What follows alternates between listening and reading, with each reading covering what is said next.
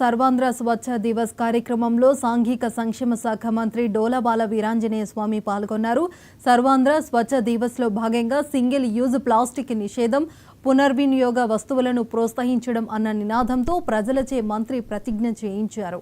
ఈ కార్యక్రమంలో డిపిఓ వెంకటనాయుడు, మండల ప్రత్యేక అధికారి గృహ నిర్మాణ శాఖ పిడి శ్రీనివాస్ ప్రసాద్, తహసీల్దార్ మురళి, ఎంపీడీఓ రామంజనేయులు, అధికారులు, ప్రజాప్రతినిధులు పాల్గొన్నారు. ముందు నుంచి మార్చి నుంచే మేము 4,000 ఇచ్చాం.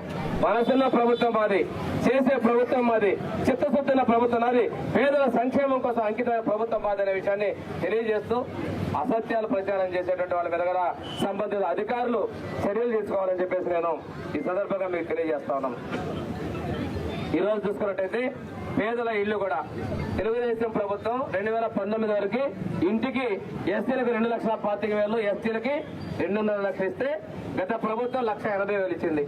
ఈ రోజు మనసున్న ప్రభుత్వం, మనసున్న ముఖ్యమంత్రి చంద్రబాబు నాయుడు గారు ఎన్డీఏ ప్రభుత్వం ఈ రోజున ఎస్సీలకు 50,000 అదనంగాను, ఎస్టీలకు 75,000, బీసీలకు కూడా 50,000 అదనంగా ఇచ్చి ప్రోత్సహిస్తున్నాం.